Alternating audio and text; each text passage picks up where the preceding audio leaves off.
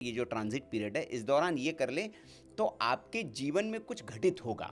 दोनों ही विद्या देवताओं के द्वारा श्रापित विद्या है।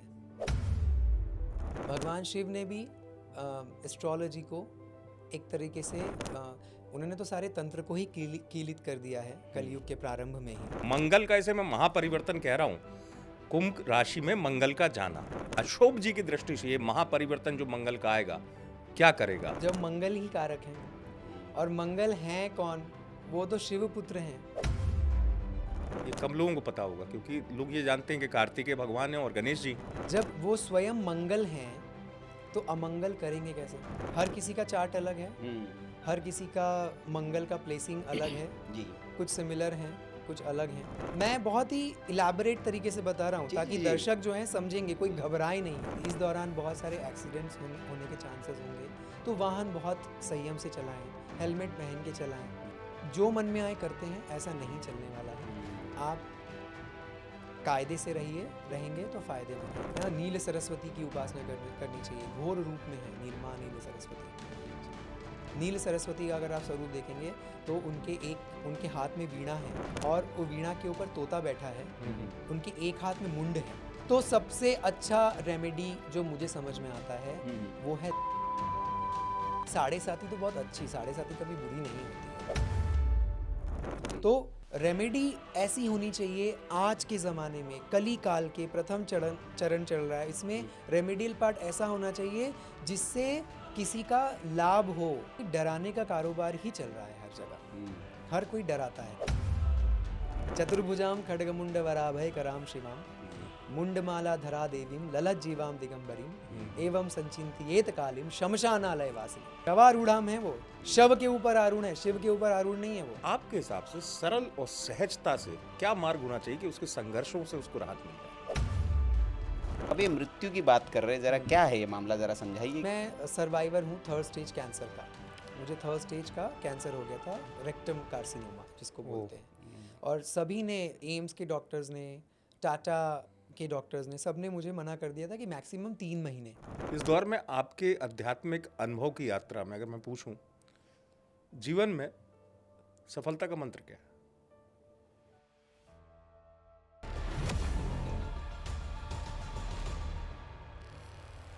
नमस्कार। आज का पॉडकास्ट बहुत विशेष है।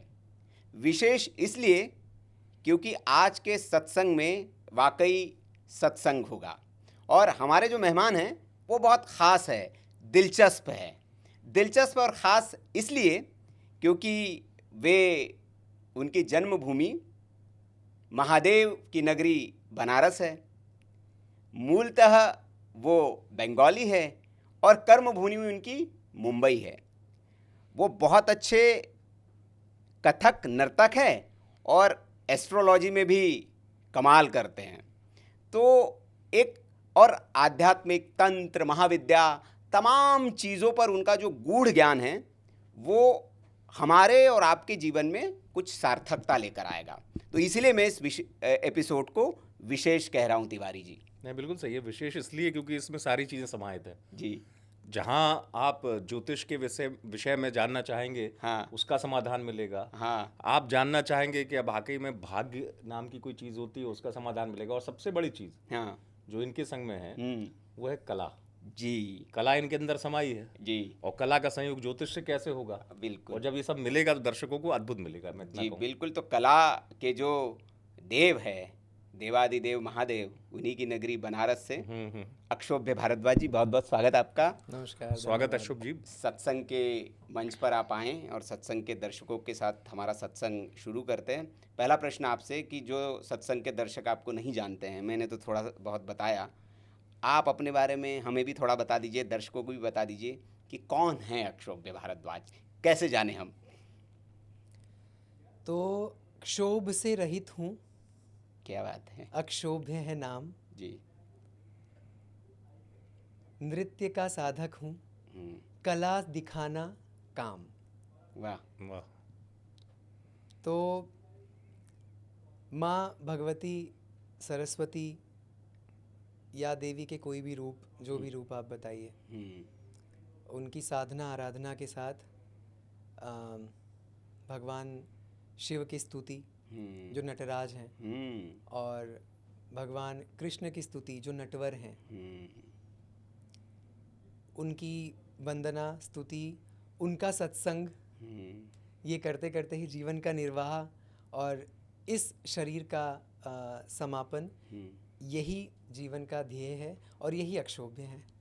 क्या बात है। तो अक्षुभ्य जी, जैसे हमने बताया कि आप एक प्रोफेशनल ट्रेंड एक नर्तक है, कथक डांसर है, और मुंबई में आप अपनी सेवाएं दे रहे हैं। अलग अलग फिल्मों के लिए भी आप कोरियोग्राफ करते हैं डांस। एस्ट्रो की तरफ आप कैसे आए? क्या कोई परिवार से कनेक्शन, ये दिशा मतलब कैसे मिली आपको? क्योंकि कहा यह जाता है कि ये साइंस ऐसा है, ऑकल्ट साइंस, हम जैसे जिन लोगों से हम बातचीत करते हैं तो वो कहते हैं कि इसको आप नहीं चुनते हैं, ये पेशा आपको चुनता है। मतलब पेशा इन द सेंस, ये विद्या आपको चुनती है कि आप इस तरफ आइए। आपके साथ भी ऐसा ही है?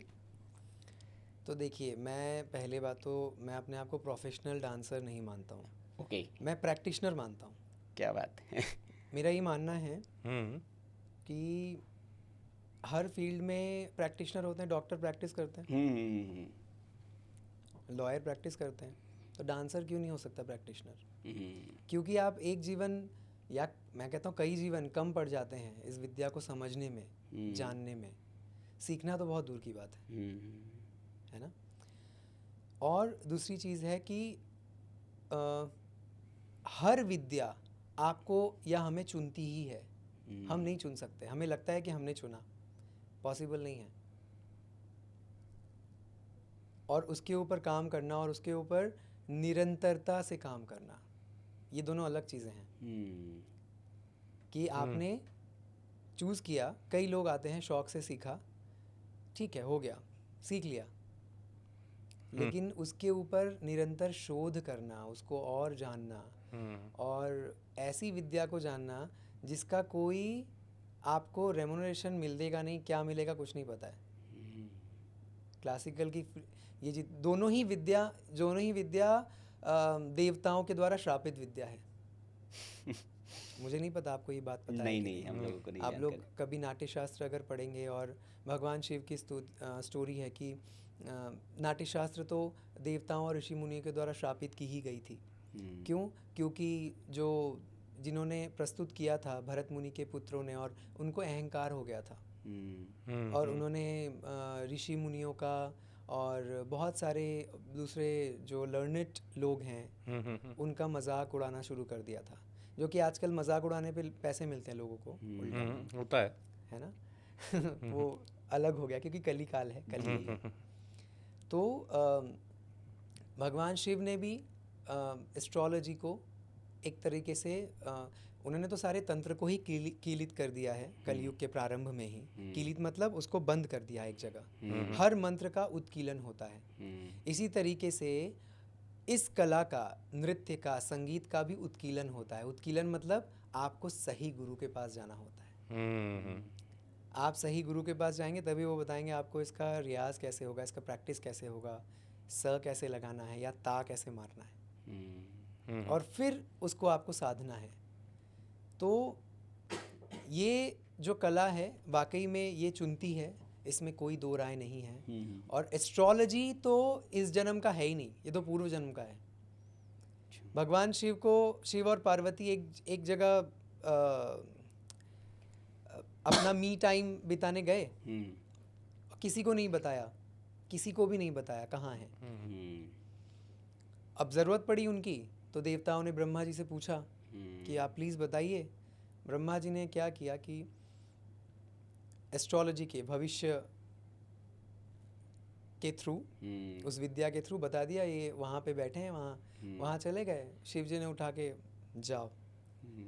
तो तब तक ये सही नहीं होगा या तब तक एस्ट्रोलॉजर सक्सेसफुल नहीं होगा जब तक सच में दैवीय कृपा उसके ऊपर नहीं है, पूर्व जन्मों के संस्कार नहीं हैं।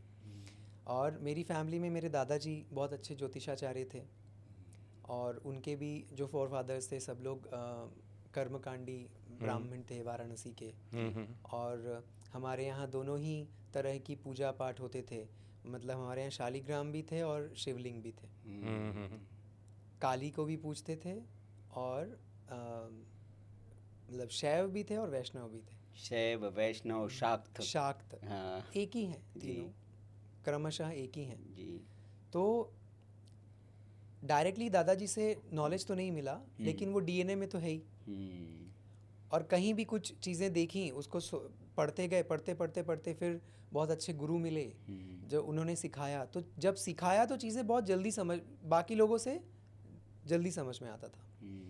कभी प्रयोग इसलिए नहीं किया क्योंकि कभी ज़रूरत नहीं पड़ी।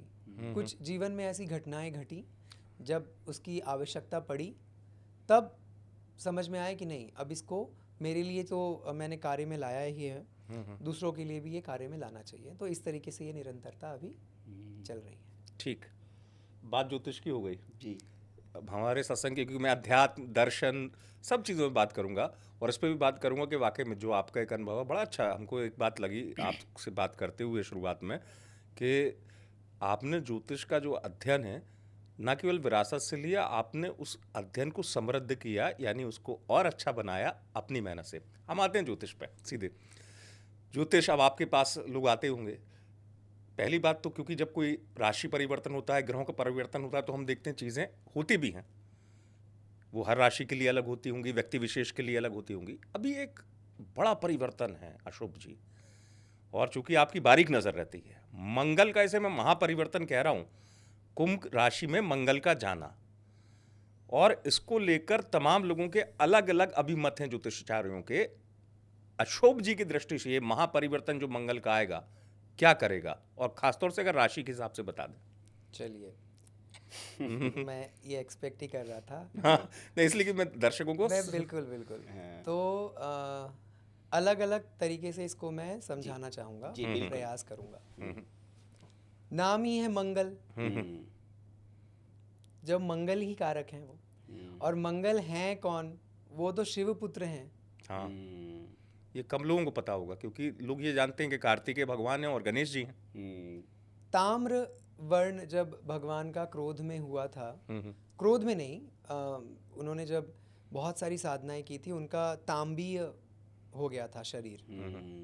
तो उस समय जो उनके ललाट पे साधना के समय पसीना आया था, वो जब गिरा था भूमि पे, उससे बोलते हैं मंगल का जन्म हुआ है। इसलिए भूमिपुत्र भी कहते हैं। भूमिपुत्र कहते हैं, भूमिजा है ना, भूमि से निकले हैं। जी। तो वो बीज, उनका जो अंश है महादेव का, वो गिरे और मंगल प्रकट हुए। ठीक। जब वो स्वयं मंगल हैं तो अमंगल करेंगे कैसे, है ना। हमें समझना पड़ेगा कि बोलते हैं, एक अंग्रेजी में एक कहावत है ना कि flame is a good servant, bad master. वही अग्नि है जो भोजन भी पका के देती है हमें, और वही अग्नि है जो ध्वंस भी करती है। हाँ, बिल्कुल सही बात है। लेकिन वही अग्नि है, एक मंदिर है, उस जगह पे साल में एक बार पूरी मंदिर को आग लगा दिया जाता है। बिल्कुल, दक्षिण भारत में जी। वो बोलते हैं कि अग्नि स्नान। अग्नि स्नान। मैंने तीन चीज़ें बताई आपको जी। एक आध्यात्म के परिवेश से जी। एक जो बोला जाता है कि एक नेगेटिव के परिप्रेक्ष्य से, एक पॉजिटिव के परिप्रेक्ष्य से। तो अब टोटली हमारे ऊपर दारोमदार आ जाता है कि हम इसको संभाले कैसे। हर किसी का चार्ट अलग है, हर किसी का मंगल का प्लेसिंग अलग है जी। कुछ सिमिलर हैं, कुछ अलग हैं। अब मंगल जो हैं वो जब आ रहे हैं कुंभ राशि में, कुंभ राशि है किसकी, आप लोग तो ऑलमोस्ट एस्ट्रोलॉजर बन ही चुके हैं, इतने सारे एस्ट्रोलॉजर। ये आपने अच्छा बता दिया, दर्शक कहेंगे कि आप ही बता दो भाई। लेकिन शनि स्वामी है। शनि है स्वामी। अब शनि कारक किसके हैं, क्या पसंद है उनको, परिश्रम और अध्यात्म, न्याय। न्याय सबसे इम्पोर्टेंटली है न्याय। क्यों, क्योंकि अगर न्याय नहीं करेंगे तो ना तो अध्यात्म होगा ना परिश्रम होगा। और मंगल, मैं बहुत ही इलैबोरेट तरीके से बता रहा हूँ ताकि दर्शक जो हैं समझेंगे, कोई घबराए नहीं। ग्रह गोचर जो परिस्थितियां जो चेंज होती हैं उससे घबराने का नहीं, अरे कुंभ राशि में, अरे जरूरत नहीं है, आवश्यकता नहीं है। जी कुछ ना कुछ तो हर दिन घटित हो रहा है भाई। हमारे सेल्स मर रहे हैं, हमारे सेल्स जागृत हो रहे हैं, बीपी बढ़ रहा है, कम हो रहा है, कुछ तो हो रहा है ना। तो इससे घबराने की जरूरत है। हर कोई बूढ़ा ही हो रहा है, जी लेकिन अनुभव भी तो बढ़ रहा है। अब हम अनुभव को लेके रहें कि बुढ़ापे को लेके रहें? हाँ, सकारात्मकता को लेना चाहिए। बोलते हैं ना, ज्ञान वृद्धोपि वृद्धा, ज्ञान बूढ़ों से भी बूढ़ा होता है। बिल्कुल। तो हम उस ज्ञान की ओर देखें, ना कि शरीर की बुढ़ापे की तरफ, क्योंकि ये तो मरेगा, नश्वर है, ये सबको पता होता है, जी ये शाश्वत सत्य है। शाश्वत है, बहुत सिंपल है ना? तो मंगल जो हैं जब राशि परिवर्तन कर रहे हैं वो है शनि के राशि में। शनि क्या चाहते हैं? न्याय। न्याय। मंगल के अंदर है अग्रेशन। अग्रेशन रूपी न्याय अगर हम करेंगे अपने जीवन में तो सब मंगल ही मंगल होगा। साथ में कौन बैठे हैं? साथ में और लोग भी बैठे हैं कुंभ राशि में फिलहाल। सूर्य बैठे हैं, वो क्या हैं? पिता के कारक, और अग्नि तत्व के अग्नि कारक। तत्व के कारक। डबल अग्रेशन, हम्म, ठीक है। लेकिन सूर्य को नारायण भी बोला जाता है। नारायण मतलब गुरु। अब गुरु की दृष्टि पड़ रही है। कौन सी दृष्टि पड़ रही है? 9वीं दृष्टि पड़ रही है। अच्छा। बृहस्पति की 9वीं दृष्टि पड़ रही है कुंभ राशि के ऊपर। तो दृष्टि है कि आप अग्रेसिवली और न्यायपूर्वक काम कर रहे हो कि नहीं, मेरी दृष्टि है। गुरु देख रहे हैं। हाँ है ना? ये इंटरेस्टिंग है। वैसे ही हम जो काम करते हैं, अच्छा या बुरा, हमारे हिसाब से वो गुरु देखते रहते हैं। ठीक है, चलिए। और कौन बैठे हैं साथ में? राहु महाराज बैठे हैं, छाया ग्रह हैं। हम और आप अभी जो बात कर रहे हैं दर्शकों से, वो राहु के माध्यम से कर रहे हैं। राहु का मतलब क्या? कैमरा, स्क्रीन, मोबाइल, डिजिटलाइजेशन, पूरा राहु। क्योंकि छाया ग्रह है लेकिन नहीं है। लेकिन जो है उसका अस्तित्व बहुत खतरनाक है ना? जी। अब वो करते क्या हैं? मैंने कुछ ऐसी बात बोलूं, अगर मैं अच्छी बात बोलूं आज तो ठीक है, अगर मैं कुछ ऐसा कंट्रोवर्शियल बोल दूं तो वो फटाफट वायरल हो जाएगी। तो राहु करते हैं क्या है? ब्लास्ट करते हैं। जहाँ भी बैठते हैं पावर को बढ़ा देते हैं, बहुत ज़्यादा उसको ऊर्जान्वित करते हैं, और बिना देखे करते हैं। तो राहु मतलब घोर अंधकार, और मंगल मतलब घोर ताकत, शक्ति, पराक्रम, और सूर्य का उसमें मिश्रण। और मज़ेदार बात यह है कि उसमें बैठे हुए हैं साथ में मर्क्यूरी यानी बुध। ठीक है, इसलिए मैंने शायद महापरिवर्तन सही कहा ना। बहुत सारे बड़ा प्लैनेट्स हैं ना, इसलिए बहुत बड़ा परिवर्तन है जी। बहुत गजब का परिवर्तन देखने को मिलेगा। मेरे ख्याल से 3 अप्रैल तक है शायद, वो 45 दिनों का उनका कुछ है गोचर। लेकिन ये इतने समय में आमूल चूल परिवर्तन आप देखेंगे, खासकर क्योंकि हम भारत में हैं तो मैं बोलूँगा विदेशी राजनीति में। अच्छा, ठीक है, अब समझिए इस बात को। जिस भी देश के लग्न में है ना, मंगल की राशियां लग्न में हैं, इजराइल गए हैं अभी मोदी जी, उसके बाद मेरे ख्याल से ईरान, तो आप देखेंगे इनके यहाँ पे कुछ ना कुछ हलचल होगा, चल रहा है अभी और होगा। बहुत बड़ी बात नहीं है कि उन सत्ता पलट हो जाए जी, शासक चेंज हो जाए। क्यों? क्योंकि मंगल सेनापति हैं जी, है ना, और राहु जो हैं वो बढ़ा रहे हैं। मतलब इस दौर में जो कोल्ड ब्लडेड इंसान भी होगा ना, वो भी तलवार एक बार निकाल तो लेगा, भले ही मारे नहीं, चाहे कोई भी राशि हो। कोई भी राशि हो।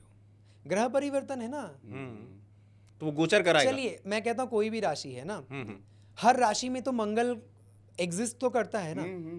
वो उसकी कुंडली पर निर्भर करता है, उसकी कुंडली पे। मैं कहता हूँ चलिए फर्स्ट हाउस को लेते हैं, सेकेंड हाउस को लेते हैं। फर्स्ट हाउस लग्न का कारक है, खुद के ऊपर तलवार निकाल सकता है। सेकेंड हाउस को लेते हैं, वाणी से ज्यादा तलवार तो कुछ है ही नहीं। उसके घाव तो जीवन भर रहते हैं, मरने के बाद भी रहते हैं। थर्ड हाउस ले लेते हैं, मान लीजिए थर्ड हाउस ले लेते हैं, दाहिना हाथ पराक्रम। फोर्थ हाउस लेते हैं, माता भूमि भवन, थूक जाएगा कहीं पे। ऐसा परिवर्तन। लेकिन ये सब बातें आप, अगर मुझे बहुत सारे क्लाइंट्स चाहिए और बहुत सारे मुझे मुझे चाहिए कि मेरे पास मुझसे जो भीड़ लोग लग जुड़े जाए। और अपॉइंटमेंट लिए, तो मैं बोलूंगा कि डराऊंगा, अरे ऐसा नंबर दे दूंगा आप जी, लोगों को। जी, जी। लेकिन हम्म, अगर हम लोग संयमित रहें, हम्म, अगर गुरु के निर्देश पे रहें, गुरु मतलब जो भी, जिनको भी आपको, हर किसी का कोई ना कोई तो गाइड होता ही है। जी। गूगल हमारा गाइड हम्म, है ना? बिल्कुल। अगर हम उसके, मैं भले ही आजकल गूगल तो बहुत घुमाता है, लेकिन घुमाने के साथ साथ अगर हम चले, हम गंतव्य पे पहुंचेंगे, शायद वो लेट होगा। क्यों? क्योंकि सैटर्न है, सैटर्न देर से चलते हैं। इधर मंगल एग्रेशन दे रहा है, सूर्य अग्नि तत्व को बढ़ा रहे हैं, इधर वो क्या कर रहे हैं, आराम से, अरे अरे रुक जाओ। तो होगा क्या, मन के अंदर दुनिया भर की चीज़ें आएंगी। तो देश विदेश में इसके आपको परिणाम हमेशा ही देखने को मिलते हैं, लेकिन इस दौरान बहुत सारे एक्सीडेंट्स होने के चांसेस होंगे। तो वाहन बहुत संयम से चलाएं, हेलमेट पहन के चलाएं। इंडिया में तो सिविक सेंस बहुत ही अच्छा है, पता ही है आपको, है ना? तो भाई आप खुद, अगर मैं तो कई बार, मैं बहुत बार ऐसा हुआ है, मैं गाड़ी रोक के पूछ लेता हूँ, जो हस्बैंड हैं, पीछे वाइफ बैठी है, उनको हेलमेट नहीं है, तो मैं बोलता हूँ आपको प्यार नहीं करते हैं ये, बिल्कुल आपने आपको हेलमेट नहीं दिया, तो भाई हेलमेट पहनिए। क्यों? राहु सबसे ज़्यादा असर तीन जगहों पे करते हैं। एक करते हैं सर पे, एक करते हैं पैर पे, और एक करते हैं कमर पे। तो हम सर तो बचा ही सकते हैं जो बाइक जा रहे हैं, हम जो बेल्ट पहन के अगर ड्राइव हाईवेज पे, लोग आजकल बहुत देखता हूँ नहीं पहनते हैं, तो इन सब चीज़ों से बचना चाहिए। दूसरा, संयमित रहें, आहार व्यवहार, नॉन वेजिटेरियन फूड को थोड़ा सा कम करिए भोजन में। शनि बिल्कुल पसंद नहीं करते नॉन वेजिटेरियन फूड अगर खाएं। अगर आप कहीं रेगिस्तान में हैं, बर्फीले जगह पे जहाँ पे कुछ खाने के लिए नहीं है, वहाँ खाइए, वहाँ पे शनि कुछ नहीं बोलेंगे, क्योंकि आपको सरवाइव भी करना है। लेकिन आप मज़े के लिए खा रहे हो तो फिर मंगल दंगल करेंगे, क्योंकि तमस को बढ़ाएंगे, रजस को बढ़ाएंगे ना। और जब तमस और रजस बढ़ता है तो सत्संग कर रहे हैं ना, जैसा आहार होता है वैसा व्यवहार होता है, वैसे ही विचार होते हैं फिर। जैसा आहार है वैसा व्यवहार है, जैसी संगत है वैसी रंगत है। सीधी बात। तो ये गोचर उन्हीं लोगों के ऊपर कुप्रभाव देगा जो नियम में नहीं है जीवन में अपने। अच्छा। जो मन में आए करते हैं, ऐसा नहीं चलने वाला है। आप कायदे से रहेंगे तो फायदे में रहेंगे। फायदे में रहेंगे, क्या बात है। अब इसी को लेते हैं, गुरु की दृष्टि जो पड़ रही है, इसी एनर्जी को, इसी अग्रेशन को, इसी पराक्रम को अगर आप आध्यात्म की ओर ले जाएं, राहु केवल माया नहीं है, वो नॉलेज भी है। सर है ना, हमारा सर में ही नॉलेज होता है ना। तो यही ऑकल्ट, वही मोबाइल है जिसमें आप कुछ गलत चीज़ भी देख सकते हैं और आप सत्संग पॉडकास्ट भी देख सकते हैं। आपको ज्ञान मिलेगा। वो राहु ही तो है। बोलते हैं राहु की जब दशा दिशा हो, सबसे ज़्यादा बोलते हैं कि माँ दुर्गा की उपासना करनी चाहिए, माँ सरस्वती की उपासना करनी चाहिए, है ना, नील सरस्वती की उपासना करनी चाहिए। घोर रूप में है नीलमा नील सरस्वती। अच्छा। नील सरस्वती का अगर आप स्वरूप देखेंगे तो उनके हाथ में वीणा है। मैं आपको फोटो दिखाऊंगा। हाँ, लगा देंगे हम इसमें। हाँ, तो उनके हाथ में वीणा है और वो वीणा के ऊपर तोता बैठा है। उनके एक हाथ में मुंड है। अच्छा, एक घोर रूप है। घोर रूप है उनका। स्टार्टिंग ही होता है घोर रूपे महामाए, ओके, है ना।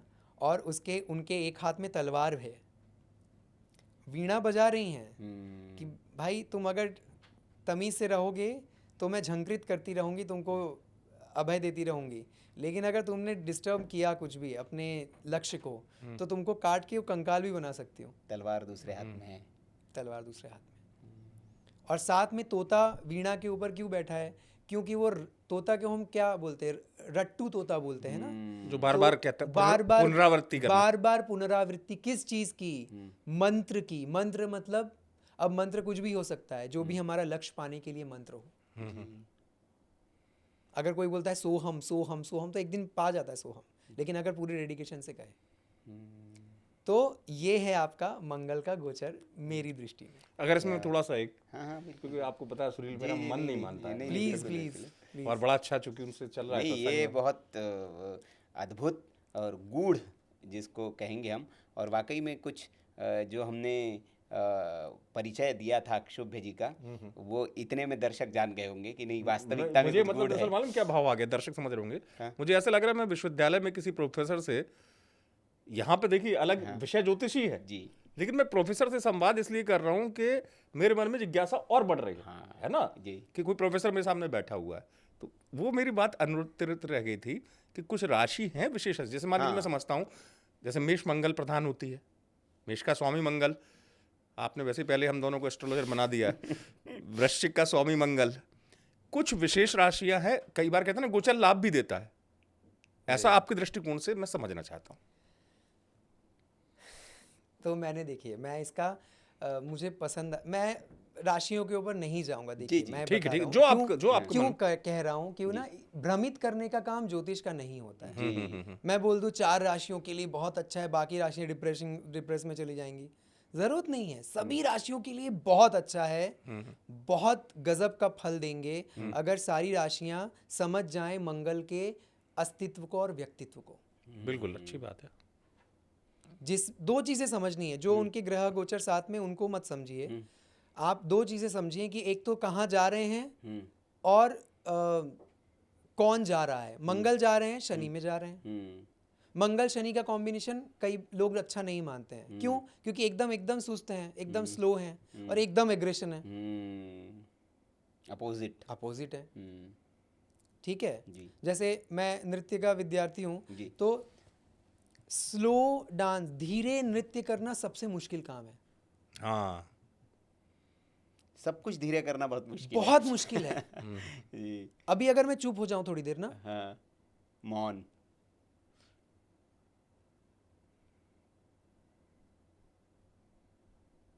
ये मुश्किल हो जाएगा झेलना हाँ, आपके लिए, हाँ, सही बात है ना। तो जो लोग भी धीरे बात, आप देखिए ओशो बहुत आराम से बात करते थे, लोग उत्सुक रहते थे क्या बोलने वाले अब। जितने भी धीरे लोग बात करने वाले हैं, जितने भी धीरे एक्शन लेने वाले हैं, हमारे प्राइम मिनिस्टर जी, मंगल तो उनके लग्न में बैठा है, सब कोई जानता है ना। मंगल का उनका लग्न है, चंद्रमा जी। तो जब बात करते हैं, देखिए कैसा बात करते हैं। और जब एक्शन लेते हैं, तुरंत नहीं लेते हैं कभी भी एक्शन, आराम से, लेकिन जब लेते हैं तो क्या होता है बंदोबस्त कर देते हैं। हैं। तो धीरे जो काम होता है ना, बोलते हैं जल्दी का काम शैतान का काम, सच बात है।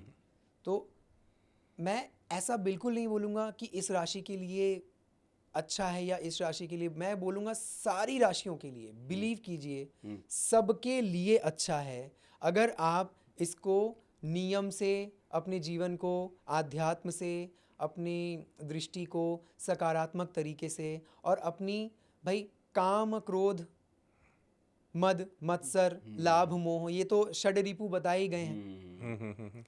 तो मैं ये नहीं बोल रहा हूँ कि एकदम से इनको खत्म कर दीजिए, वो तो कोई खत्म नहीं कर पाया, लेकिन अगर आप इसको संयमित रूप से आगे जीवन में लेके जाते हैं तो ये सभी राशियों के लिए कुछ ना कुछ, क्योंकि मैं एक राशि का बताऊंगा, वो राशि या वो किसकी परिस्थिति में, आपके चार्ट में क्या है, मेरे चार्ट में कहाँ पे है, वो ये एक अलग विषय है, सार्वजनिक नहीं हो सकता, सार्वजनिक नहीं हो सकता है, व्यक्तिगत चार्ट देखना पड़ेगा। जो भी मैं ये बोलता हूँ, मैं क्लियरली बोलता हूँ, ये जो न्यूज़ में या बहुत बड़े बड़े आचार्य, बहुत अच्छे मित्र हैं मेरे, बहुत सारे आचार्य, मैं नाम नहीं लूंगा, लेकिन बहुत अच्छे मित्र हैं, तो उनसे भी जब वार्ता होती है, मैं बोलता हूँ आप लोग ये जो रोज आ जाते हो, आज कुंभ राशि में, ये कितना फिजिबल है, कुंभ राशि के कितने करोड़ लोग होंगे, सबके साथ ये होता है। बोले भाई हमें भी अपनी अपनी दुकानदारी चलानी होती है, वो तो हम इन जनरल बताते हैं ताकि लोग सुन के बोले अरे हमारे यहाँ तो ऐसा नहीं है, तो अपॉइंटमेंट लेंगे। गलत बात नहीं है, सही है, लेकिन मैं अगर आज ये बता दूं तो मैं फिर मैं बिजनेस नहीं करने आया हूँ सत्संग पे, मैं नॉलेज शेयर करने आया हूँ। क्या बात मेरे पास जो थोड़ा सा नॉलेज है, बहुत कम है, उसको मैं चाहता हूँ वो भ्रमित रूप से ना पहुँचे, वो अच्छी क्लियरिटी के साथ पहुँचे दर्शक, और बिल्कुल भ्रमित ना हो। चलिए, बहुत अच्छी बात आपने अक्षुभ्य जी कही, और सत्संग के दर्शकों को आपके इस ज्ञान का लाभ मिले, ये हमारी भी इच्छा है। अब मैं, जैसे आपने कहा कि परिवर्तन होगा, निश्चित तौर पर सबको आपने कहा लाभ होगा, क्या विशेष अगर ध्यान संयमित रहेंगे जी, तो हाँ वही तो क्या जैसे अब रेमेडी पर हम आते हैं, जैसे रेमेडी ज्योतिष में बहुत बिल्कुल। चलती है, तो आप क्या सलाह देंगे जो दर्शक की ये कर ले इस दौरान, ये जो ट्रांजिट पीरियड है इस दौरान ये कर ले तो आपके जीवन में कुछ घटित होगा कुछ। ये अच्छी हाँ, ये टॉपिक अच्छा जी, है। ये रेमेडी वाला पार्ट मेरा फेवरेट है। जी बताएं हाँ, प्लीज। बहुत अच्छा सुनील ने प्रश्न किया। हाँ, क्योंकि इसमें नहीं, मैं संतुष्टि से आपको बता पाऊंगा। हाँ, क्योंकि उसमें एक चीज़ और मैं जोड़ देता हूँ। हाँ। वो मेरा प्रश्न भी है रेमेडी के तौर पे। जी। बहुत अच्छी बात, क्योंकि दर्शकों को ये भी बता दूं कि माँ भगवती की असीम कृपा है, जितना इनके बारे में मैंने सुना है। जी। और दूसरा इसलिए चूंकि आपने राहु का जिक्र किया था, इस सवाल को लेना जरूरी इसलिए था कि इस दौर में ज्योतिष ज़्यादातर राहु की बात करते हैं कि राहु ऐसा कर सकता है, रातों रात करोड़पति बनाता है, सब कुछ चीज़ें हैं। क्योंकि माँ भगवती की आपने खुद ही अभी कहा कि उनकी उपासना से राहु का कष्ट आपको नहीं मिलेगा। बिल्कुल। उससे जुड़ी रेमेडी जैसे मैंने सुना था कई बार, चूंकि मंत्र का भी आपने शुरुआत में कहा कि उत्कीलन करना पड़ता है, वो आम व्यक्ति नहीं कर सकता, मैं और सुनील नहीं कर सकते, क्योंकि हमें ज्ञान नहीं है उस चीज़ का कि मंत्र को कैसे। तो हमने सुना कहीं, शुभ जी आप तो ज्ञाता हैं, कि दुर्गा सप्तशती का श्रवण भी उसको सुनना चाहिए अगर आप बोल नहीं रहे हैं। ऐसा कुछ है? तो सारी चीज़ें आपकी इसमें देखिए, दुर्गा सप्तशती तो बहुत वृहद है। हम्म, सिर्फ दुर्गा नाम ही सुन लीजिए, हम्म, मन से सुन लीजिए, हम्म, बोल दिया तो फिर और भी बात खत्म। हम्म, मतलब क्यों जाना है हमें, हम क्यों इतना, मुझे अगर घर में दाल चावल रोटी सब्जी देसी घी के साथ मिल रहा है, मैं क्यों जाऊं किसी बड़े 5 स्टार में खाना खाने के लिए। हम्म, अगर मुझे जाना पड़ भी जाए, हम्म, जाना पड़ सकता है, तो मैं वहाँ पे मैं इंडियन हाई कमीशन में मैं काम करता था मलेशिया में। जी। हाई कमिश्नर बैठे हैं, मैं आलती पालती मार के खाना खाता था। उन्होंने कभी क्वेश्चन नहीं किया मुझे क्यों। क्योंकि बहुत कन्वेंशन से मैंने वो काम किया, पूरी श्रद्धा से और पूरे दिल से, मतलब पूरी मैं एम्बैरेस नहीं हुआ, डाउट नहीं था मन में। मेरे मन में कोई डाउट नहीं था। मेरे डायरेक्टर बाद में पूछा हाउ यू डेयर टू, मैंने कहा सर, उन्होंने कुछ पूछा नहीं, he didn't ask me anything. This is my, I am there to represent India and I am there to spread the Indian culture. मेरे कल्चर में आलती पालती मार के और मंत्र जाप करके तब भोजन को हाथ लगाते हैं, आचमन करते हैं। चलिए आचमन मैं नहीं भी किया, ठीक है, लेकिन मैं प्रणाम करके खाना खाता हूँ। तो अगर इंडिया, उनको पता है हाई कमीशन अगर कुछ बोलते, और हम लोग आर्टिस्ट लोग हम लोग बहुत मस्त मौले टाइप के होते हैं, हमें कुछ फिक्र नहीं होता, नौकरी करनी होती तो फिर और ही कुछ करते हैं ना। तो उन्होंने कभी क्वेश्चन नहीं पूछा मुझसे। तो रेमेडी की जहाँ तक बात आती है, दुर्गा सप्तशती की बात आती है, या और भी बड़े बड़े, मैं मंत्र बहुत सारे मंत्र महोदधि नाम ले लिए, महामृत्युंजय जाप, आप सिर्फ नाम लीजिए दुर्गा दुर्गा दुर्गा दुर्गा, नहीं आता है आप लीजिए माँ और दुर्गा को इमेजिन कीजिए। भाव महत्वपूर्ण है। भाव ही सब कुछ है, महत्वपूर्ण नहीं है, वही सब कुछ है। मैं आपसे बैठ के बात कर रहा हूँ, ये जो मेरा भाव है वो क्यों है, क्योंकि आपका नाम सत्संग है जी। कुसंग होता तो मैं आता नहीं आता, है ना।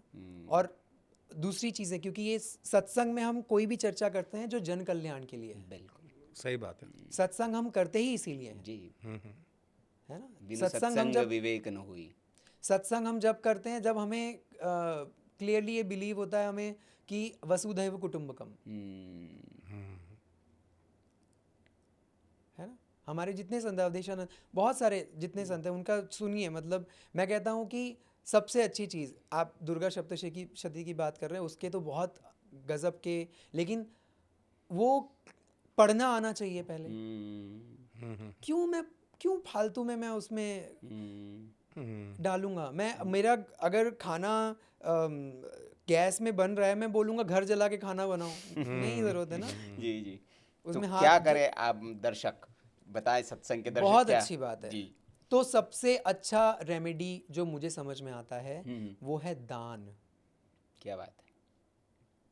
भारतवर्ष में कितने ही ऐसे जगह हैं जहाँ पे लोगों को भोजन नहीं मिलता है ना। भोजन खिलाइए। अब अगर मंगल से रिलेटेड है तो बहुत सिंपल है, मसूर की दाल का डोनेट कीजिए, डोनेशन दीजिए, मसूर की दाल को डोनेट कीजिए।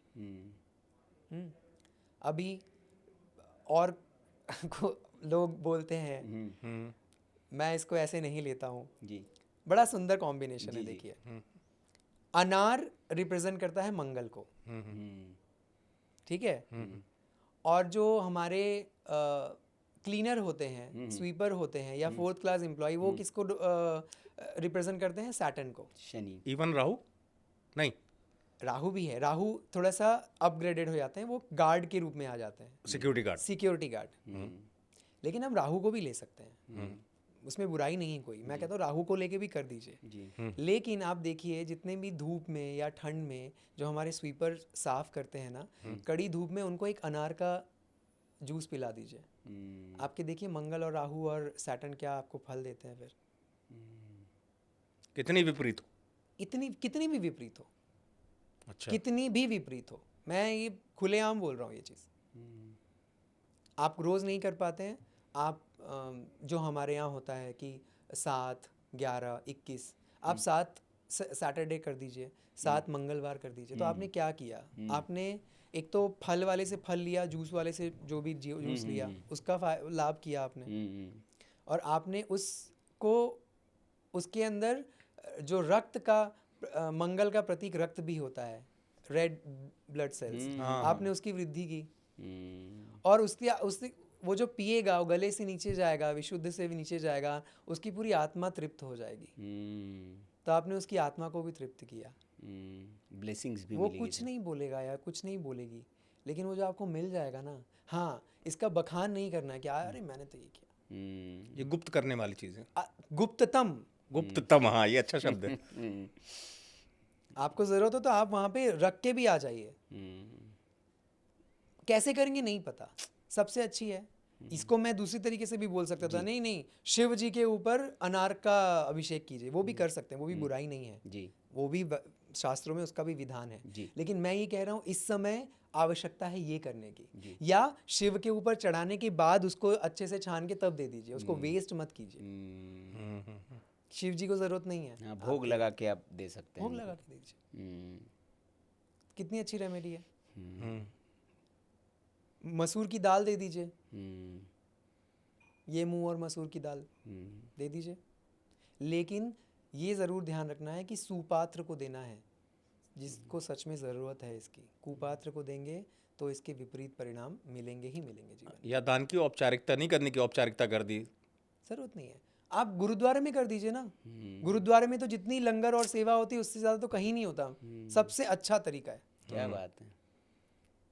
एकमात्र मैं वही उनको ही देखता हूँ, रात को 2 बजे भी सफाई कर रहे हैं। जिस दिन हमारे सारे हिंदू भाई बहन इसको समझने लग जाएंगे कि मंदिरों में जाके खाली वो करके मत आओ, झाड़ू लगाओ, तुम एक जल मत चढ़ाओ शिव के ऊपर, लेकिन तुम मंदिर परिसर को साफ करना शुरू कर दो। शनि का कितना अच्छा एक रेमेडी है, देवालय की सेवा।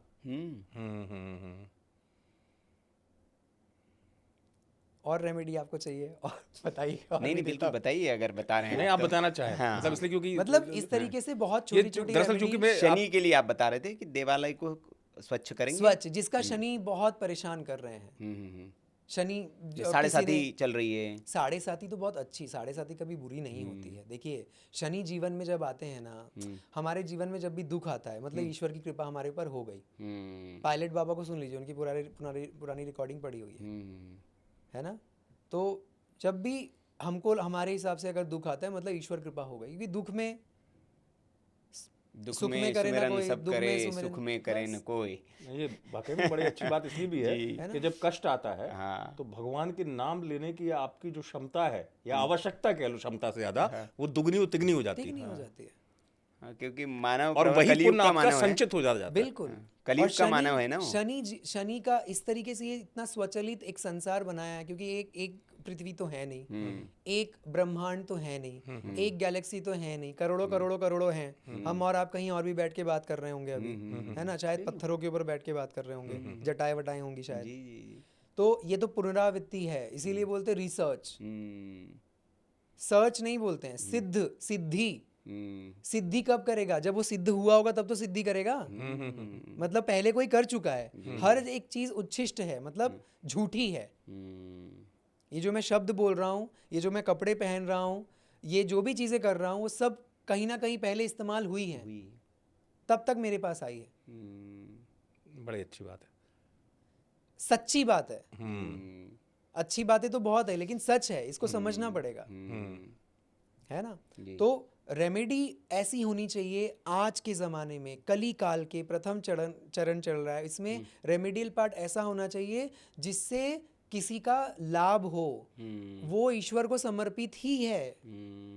आप घर में शिवलिंग हैं, आप दूध चढ़ाइए, बिल्कुल चढ़ाइए, वो विधान है, लेकिन आप कितना उसके अंदर डेडिकेटेड हैं। कितने ऐसे साउथ के मैं मंदिर जाता हूँ, वहाँ पे जो भी चढ़ता है वो सब बाद में मिड डे मील के रूप में बच्चों में बंटता है। तो विवेकानंद बोल के गए हैं, रामकृष्ण परमहंस बोल के गए हैं, हमारे जितने भी आध्यात्मिक विभूतियां हैं, आध्यात्मिक गुरु हैं, जितने भी हैं विभूतियां, सबने मानव सेवा से बढ़ के कुछ नहीं बोला है, सबने बोला है नर ही नारायण नर है। ही नारायण है। तो आप अगर वो कर लेंगे ना, तो ये सारे ग्रह नक्षत्र आप वो बोलेंगे बताओ हमें क्या करना है आपके लिए। बहुत अच्छी। सच्ची बात, बहुत नहीं सच्ची मैं तो बात। अच्छी इसलिए भी कहूंगा कि सच तो है, सच जो से कि आपका अच्छा हो बिल्कुल, तो सच्ची जो और कि सच्ची कोई में अच्छी भी astrologer ऐड हो नहीं- जाता है। कोई एस्ट्रोलॉजर नहीं बताएगा, क्योंकि सबको BMW चाहिए जीवन में, सबको एक बंगलो चाहिए, सबको चाहिए, उसमें जी, बुराई नहीं जी। है, वो भी कामनाएं हैं, वो भी पूर्ति होनी चाहिए, लेकिन एक ही बस प्रयास ये होना चाहिए कि भ्रमित करके और डरा के नहीं। मैं तो काशी का ब्राह्मण हूँ, हमारे यहाँ तो डरा के ही हर चीज़ होता है, भैया ही ना करवा तो ही हो जाई, आप देख लीजिए आप, है ना। बहुत अभी भी मैं कई बार एकदम चुप, भैया पंडित जी मेरा हॉरोस्कोप, मैं कई बार अभी भी करता हूँ। जी। मेरी वाइफ है मैत्री, वो हमेशा बोलती रही तुम बहुत मतलब, लेकिन मैं देखना चाहता हूँ चल क्या रहा है, क्या किस हद तक जाते हैं। अभी रिसेंटली मेरे पास एक केस आया ऐसा कि उन्होंने सारी गलत रत्न और गलत चीज़ें पहनाई जिससे उनकी प्रॉब्लम बढ़े। ओहो, ये भी चल रहा है।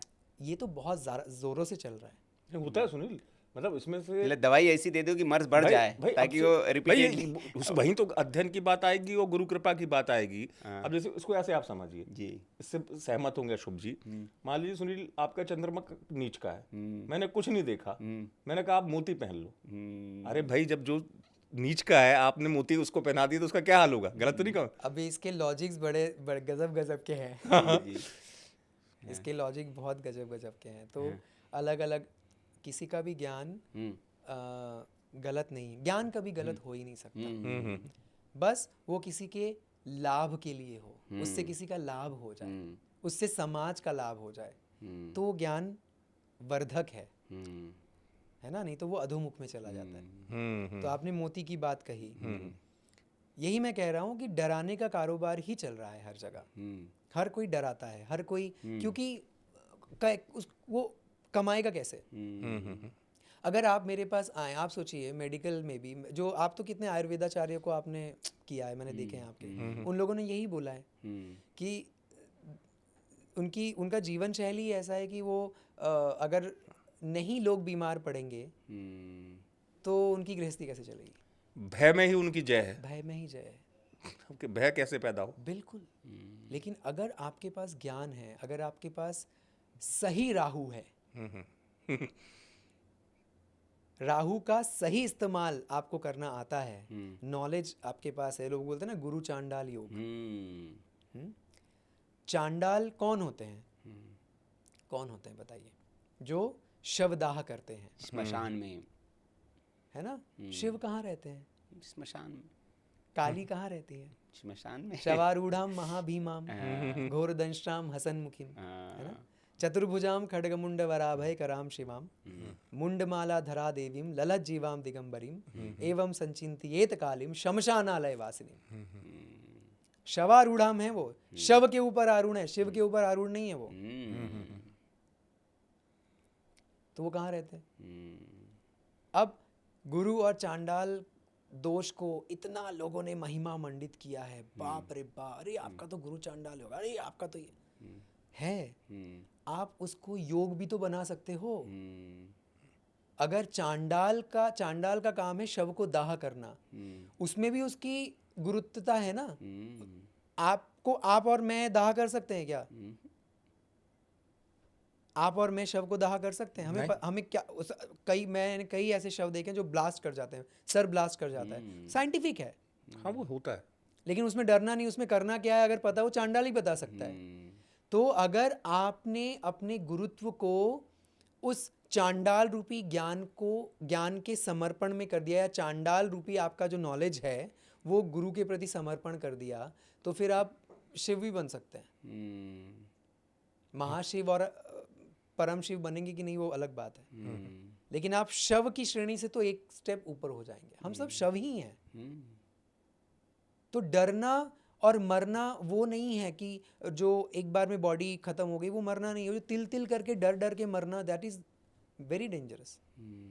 तो गुरु चांडाल योग मैंने कई ऐसी लोगों की कुंडली में देखा है जो बहुत, वो डीन है यूनिवर्सिटी के, उनके लग्न में गुरु चांडाल योग है,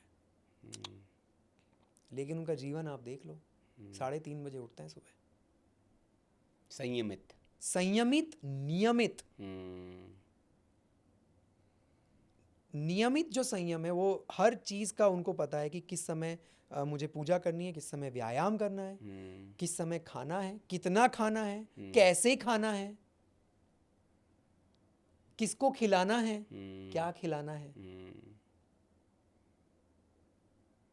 जो कि बिल्कुल हम लोग ध्यान नहीं रखते आजकल। हाँ, आज तो भागदौड़ भरी जिंदगी में गड़बड़ हो गई, सारी दिनचर्या ही गड़बड़ है। वैदिक एस्ट्रोलॉजी जैसे हम लोग प्रैक्टिस करते हैं, और मैक्सिमम 100 साल वैदिक एस्ट्रोलॉजी होगा, उसके बाद नहीं होगा। वेद को फॉलो कौन कर रहा है? मैं और आप उठ के रोज हवन करते हैं क्या?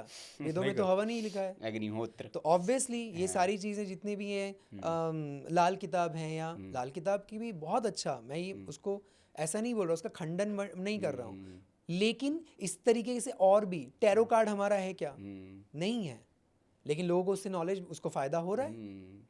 तो जितनी भी तामसिकता है वो बढ़ेगी, कलयुग का जैसे जैसे प्रभाव बढ़ेगा, और ये भी आवश्यक भी है। हाँ। तभी तो खत्म होगा ना। हाँ। नहीं, इसी से जुड़ा हुआ, घोर अंधकार के बाद ही प्रकाश क्योंकि होगा। बात वहीं पे आएगी। उसको आप रेमेडी की तौर पे मत लीजिएगा, आपके अनुभव के तौर पे लेना चाहता हूँ, जिससे दर्शकों को सार्थक लाभ हो। आप इस बात को मानेंगे, आपने ज़िंदगी में अपना बड़ा संघर्ष किया होगा, है ना? नृत्य करना भी अपने आप में संघर्ष है, और उसमें प्रशिक्षित होना, दक्ष होना और बड़ा संघर्ष होता है, मेहनत करनी पड़ती है। हमारे जो दर्शक हैं, मान लीजिए लाइफ में स्ट्रगल्स बहुत बढ़ गए हों, है ना? हर कोई तो, जैसे आपने बहुत अच्छा उदाहरण दिया कि वेद को तो करके कोई 1 घंटे की पूजा नहीं कर सकता है। आपके हिसाब से सरल और सहजता से क्या मार्ग होना चाहिए कि उसके संघर्षों से उसको राहत मिल जाए?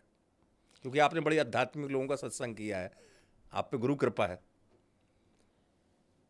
जी, वो तो है। तो संघर्ष जो है सबको परेशान करता है। संघर्ष के तो स्वरूप होते हैं, आर्थिक संघर्ष होता है, कार्मिक संघर्ष होता है, मन का संघर्ष होता है, मानसिक। हाँ, उस संघर्ष के तो बहुत स्वरूप हैं। बिल्कुल।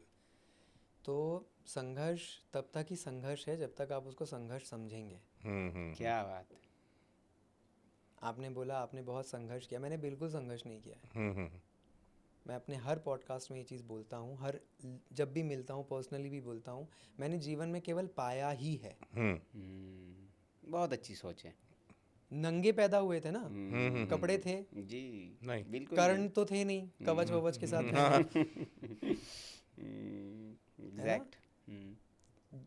हमारा जन्म ही हुआ है, इस आत्मा ने ये शरीर लिया ही है कि जो पूर्व जन्मों के या जो कार्मिक अनुबंधन है उसको और अनुभवों को कंप्लीट करने के लिए, पूर्ण करने के लिए हर जन्म होता है। अगर मेरा आज की समय में मैं साधना या मंत्र जाप या किसी देवालय में गया और मेरा मन हुआ कि काश मैं एक पेड़ देखा वहाँ पे, वाह काश मैं भी पेड़ होता, कभी ना कभी मैं वो पेड़ होके जन्म लूँगा। लेकिन वो कब तक रहूँगा वैसे? फिर वो पेड़ देखेगा, अरे देखो वो कपल है वहाँ पे, एक नवविवाहित जोड़ा, काश मैं वो वैसा, मेरा कभी ना कभी वो जन्म लेगा। एक माँ लेके जा रही है अपने बच्चे को, वो पेड़ देखेगा कि वो काश मेरे पास भी माँ होती, जन्म लेगा। तभी तो 84 लाख योनियां हैं ना। तो संघर्ष तब तक ही संघर्ष है जब तक आप इसको संघर्ष समझेंगे। अगर उसको आप आनंद ले लेंगे ना तो वो संघर्ष कभी नहीं रहेगा। ठीक है। अब अब आप बोलेंगे लेकिन भौतिकता में, भौतिक जीवन में तो है, पारिवारिक जीवन में है, ठीक है, स्ट्रगल। स्ट्रगल। अब बात ये है कि हम सब जो है ना, आई एम सो सॉरी, मैं बहुत छोटा सा व्यक्ति बहुत छोटा सा भी नहीं हूँ, छोटा भी बहुत बड़ा शब्द है, लेकिन जो मुझे समझ में आता है, माई ओपिनियन, हम लोग साक्षर हो गए हैं, हम लोग शिक्षित नहीं हो पाए अभी तक। आपके दादाजी के पिता, परदादा के पास, मेरे परदादा के पास कितनी प्रॉपर्टीज होंगी? नॉर्मल हो सकता है किसी के पास बहुत प्रॉपर्टी हो, लेकिन जिनके पास बहुत प्रॉपर्टी है उनको भी मैं उनके भी इतिहास को जानता हूँ। जो प्राप्त है वही पर्याप्त है की स्थिति थी उनकी। मैं आज भी कितने ऐसे अरबपतियों को जानता हूँ, सिर्फ एक बार खाना खाते हैं वो दिन में, सिर्फ एक समय खाना खाते हैं। तो हमारी जो वासनात्मक सोच है या वासनात्मक जो ऊर्जा है, ये हमें स्ट्रगल और नॉन स्ट्रगल के बीच में फंसा के रखती है। अब विवाह हुआ है, बच्चे हुए हैं, तो उनका निर्वाहन करना ही है, ठीक है। बहुत सारे मेरे पास ऐसे केसेस आते हैं कि भाई इतना स्ट्रगल कर रहा हूँ, पैसा ही नहीं आ रहा है। मैं बोलता हूँ मेरे पास भी नहीं आ रहा है, लेकिन मैं उसके लिए कर क्या रहा हूँ? कर्म। जब मैं बोलता हूँ एक काम करो आप, मैं आपको कुछ स्तोत्र देता हूँ और मैं उसको सिखाऊंगा आपको, और मैं कुछ मंत्र देता हूँ, आप डेडिकेशन से ये काम करो, मेरे से तो नहीं होगा। हम कंप्लेन सब करते हैं, लेकिन उस कंप्लेन को, उस समस्या को सॉल्व करने के लिए उसको प्रोसेस नहीं करते हैं। ट्रीटमेंट होना चाहिए ना, आपको ट्रीटमेंट तो देना पड़ेगा ना, आपको ग्रहों को संतुष्ट करना पड़ेगा, आपको अपनी जीवन चर्या सुधारनी पड़ेगी, आपको समझना पड़ेगा कि आपको चाहिए क्या और कितना। ऐसे भी लोग आते हैं, अरे मैं तो कब से, मेरे पास टोयोटा ही है, मैं एक BMW नहीं हो पाई। मैं कहता हूँ नमस्कार,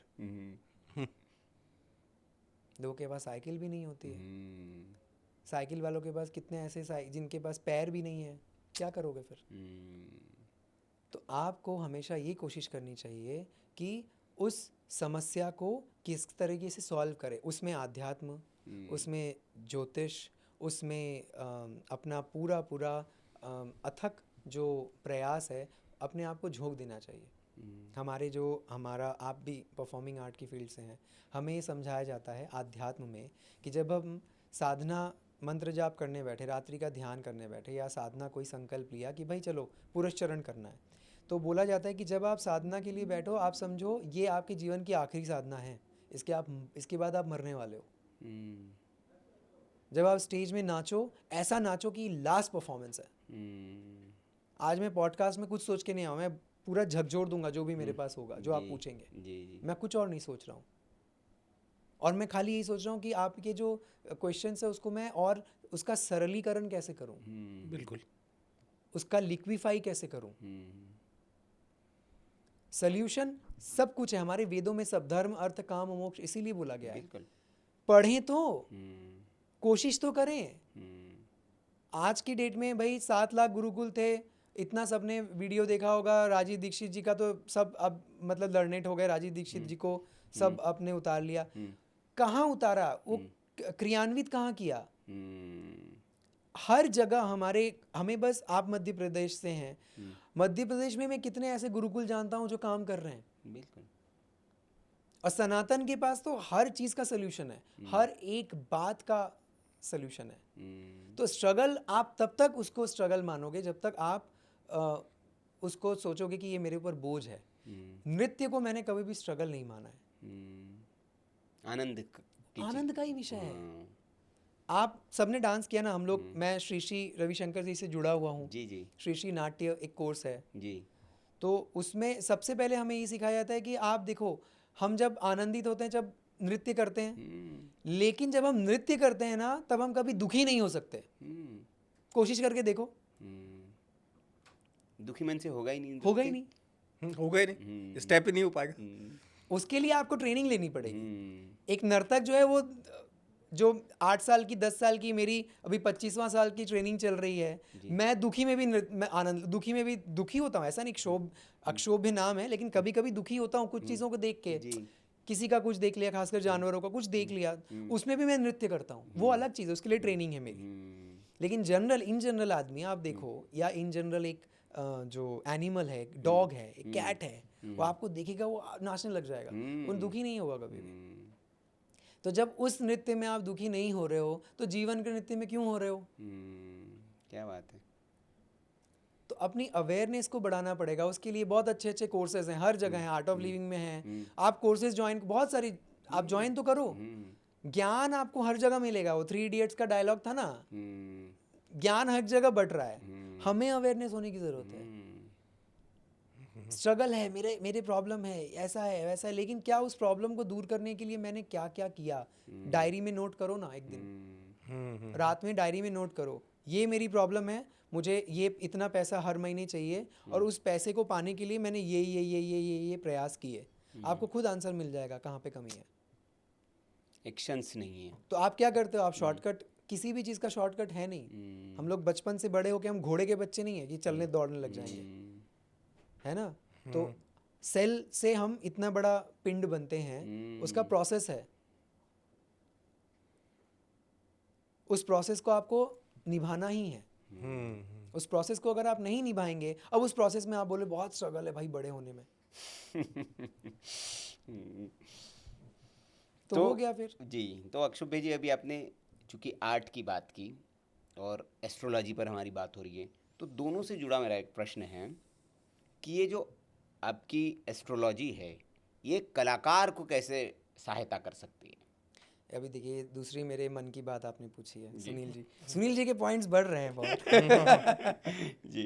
तो देखिए, मेरा जो टॉपिक है, मैं अभी तो नृत्य में कर रहा हूँ जी। डॉक्टरेट, पीएचडी जी। रिसर्च एक मेरा है। जी। तो वो होने के बाद ही मुझे अलाउ है कि मैं दूसरा कुछ रिसर्च कर पाऊँ। तो उसके ऊपर मैं ज़रूर काम करूँगा, और मेरा ऑलरेडी है। तो ज्योतिष में पीएचडी होती है? बिल्कुल होती है, यूजीसी के अंडर, बीएचयू में तो है ही, बनारस हिंदू यूनिवर्सिटी में, लेकिन बहुत सी अलग ज्योतिषीय यूनिवर्सिटीज़ हैं।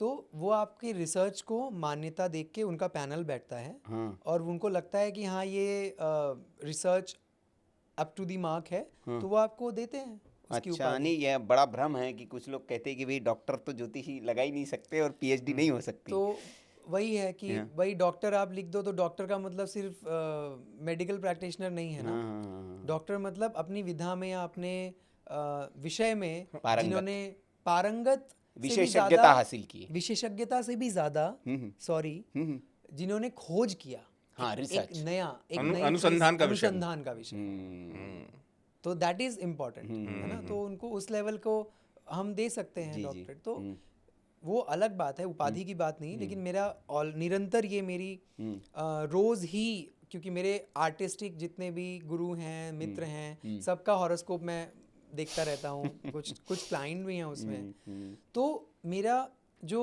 सोच है या जो रिसर्च का विषय है, ये यही है कि एक आर्टिस्ट के हॉरोस्कोप में क्या ऐसी परिवर्तन हुए या क्या ऐसा हुआ जिसकी वजह से वो इस विधा में ही गए। मैं खुद की बात बता कि मैं कथक नृत्य ने मुझे क्यों चुना, मैं कथक ही की तरफ क्यों गया।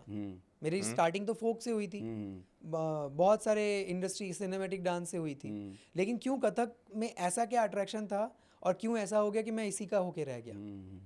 इसी तरीके से और भी आर्ट की अभिनय है या शिल्प कला है या मूर्ति कला है या चित्र कला है, क्यों ऐसा क्या हॉरोस्कोपिक उसके चार्ट में चेंज हुआ जिसके कारण वो वैसा व्यक्ति बना या बनी। तो उसमें ऐसे ऐसी चीज़ें निकल के आती हैं जिसको समझ में आता है कि अच्छा ये रीज़न था कि ये कॉम्बिनेशन ऑफ ग्रह हैं या ये कॉम्बिनेशन ऑफ नक्षत्र हैं जिसके कारण से इस विधा से जुड़े हैं। तो विधाओं के बारे में हर 8 प्रकार के क्लासिकल नृत्य डांस होते हैं भारतवर्ष में, है ना, शास्त्रीय। तो हर डांस का एक अलग अलग एस्पेक्ट्स है, हर डांस का एक अलग ब्यूटी है। जैसे ओडिसी है, वो लास्य से जुड़ा है, कथक है उसमें तांडव भी करते हैं हम लोग, तांडव लास्य दोनों ही करते हैं, लेकिन उसका कथकली है वो बहुत वाइब्रेंट है, जिसमें एक्सप्रेशन ही एक्सप्रेशन है। उसमें उस वो बोल सकते हैं एक अलग प्लानिटरी सिस्टम को रिप्रेजेंट करता है या ग्रह को रिप्रेजेंट करता है। तो ये ब्यूटी है। कुचिपुड़ी है फिर आपका। कुचिपुड़ी है, बहुत सारे हैं। तो आप देखिए कि ज्योतिष भी एक कला ही है। बिल्कुल। तो हम लोग लूनर हॉरोस्कोप देखते हैं ना, चंद्र की, तो चंद्र की कलाओं को देखते हुए ही तो हम कलाकार बने हैं। क्या बात है ना? ये कलाएं ना हो तो फिर काहे का आर्ट और काहे की कला। तो परफॉर्मिंग आर्ट को स्पेशली मैं उतना रिसर्च कर पाता हूँ, या क्योंकि मैं खुद परफॉर्मिंग आर्टिस्ट हूँ और मुझे थोड़ा सा इंटरेस्ट है, नॉलेज तो नहीं है लेकिन इंटरेस्ट है ज्योतिष में। तो उसको जब मैं समाहित करता हूँ तो मुझे बहुत सारे आंसर मिल जाते हैं।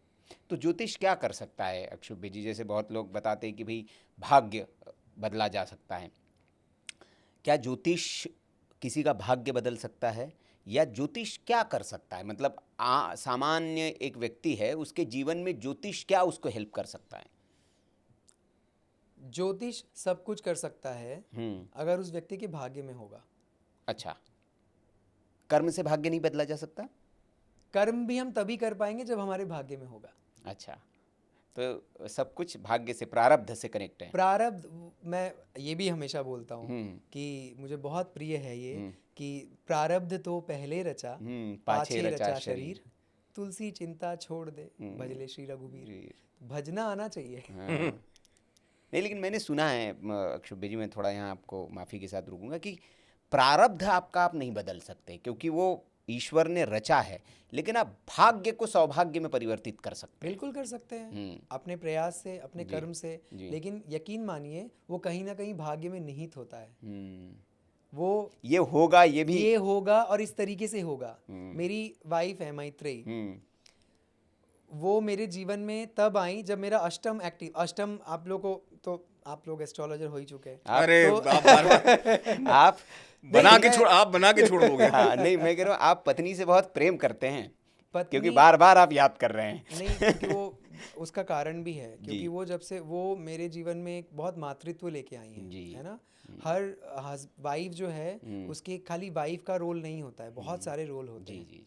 लेकिन वो मैं मृत्यु जब मेरा एक्टिव हुआ, अष्टम जब एक्टिव हुआ, तब वो मेरे जीवन में आई। जब वो मेरे जीवन में आई तब मेरा भाग्य चमका। ज्योतिष में भी सप्तम जो होता है वो पार्टनर का होता है, अष्टम जो होता है वो मृत्यु का होता है। और तो अब ये मृत्यु की बात कर रहे हैं, जरा क्या है ये मामला, जरा समझाइए कि आप तो वो मेरे बचपन की मित्र हैं, कभी हम लोगों ने वैसा सोचा नहीं, लेकिन मैं सर्वाइवर हूँ 3rd स्टेज कैंसर का। मुझे 3rd स्टेज का कैंसर हो गया था, रेक्टम कार्सिनोमा जिसको बोलते हैं। और सभी ने, एम्स के डॉक्टर्स ने, टाटा के डॉक्टर्स ने, सब ने मुझे मना कर दिया था कि मैक्सिमम 3 महीने। और उस समय आप जो बोल रहे हैं ना कि ज्योतिष का नॉलेज पहले के समय में हर किसी को था। हर किसी को मतलब हर किसी को, मैंडेटरी ड्राइविंग लाइसेंस आधार कार्ड की तरह था वो। जैसे आज आधार कार्ड हर किसी पहले समय में मतलब अंग्रेजी जब आए थे उससे पहले 300 साल के पहले, क्योंकि 18 तरह के सब्जेक्ट्स होते थे जिसमें ज्योतिष जो है तीसरे नंबर पे आता था। कि एक बच्चा जो है 7 साल का 8 साल का जब होता था, उसको पता था कि उसके जीवन में क्या क्या होने वाला है, तो वो कर्म ऐसा करता था ताकि वो बहुत कम में निकल जाए। तो आप कर्म और भाग्य की बात कर रहे हैं। अब आप बोलिए इसको कि कर्म के माध्यम से उसने भाग्य चेंज किया, या ज्ञान के माध्यम से कर्म किया जिससे भाग्य चेंज हो गया, या भाग्य को जानकर सही दिशा में चला गया। तो मूल जो है वो नॉलेज है, ज्ञान एकमात्र एक ऐसा है चीज, एनलाइटमेंट। तो आप वहां से रिकवर कैसे किया? तो वही मैं कह रहा हूँ कि उनका जो, मेरे और उनकी, लोग बोलते हैं ना कुंडली, मेरी और उनकी कुंडली मैच नहीं होती है। क्योंकि जब मैंने अपनी कुंडली, मुझे पता था कि मैं मरूंगा तो नहीं। सारे डॉक्टर्स ने बोला था कि, मैंने कहा सर मैं मरने वाला नहीं हूँ, ट्रीटमेंट का देखिए आप। क्योंकि ट्रीटमेंट में ऐसा ना हो कि मुझे स्टोमा लग जाए और मैं नृत्य ना कर पाऊँ। मेरा चिंता वो था, वो चिंतन और चिंता का विषय था। उसके लिए जो भी प्रार्थना घर वालों ने की या गुरुओं की आशीर्वाद की वजह से, वो कि आज मैं नृत्य भी कर रहा हूँ, सारी चीज़ें इजीली कर पा रहा हूँ। तो बात ये है कि अष्टम भाव जब जागृत हुआ, जब मृत्यु तुल्य कष्ट मुझे मिला और वो मेरे जीवन में आई और डट के खड़ी रही, जिसकी वजह से मेरा भाग्य चमका। और वो मृत्यु से मुझे लेके गई आगे। अगर ये ज्योतिषीय गणनाएं मुझे नहीं समझ में आती तो आप देखिए ना कि जो दुख में आपके साथ है ना, तो फिर और कुछ नहीं चाहिए। ऐसे समय में तो लोग छोड़ के चले जाते हैं। आजकल की जो लड़कियां, वो तो बक्से में ही आजकल क्या क्या हो रहा है, नीला ड्रम। नीला ड्रम, है ना।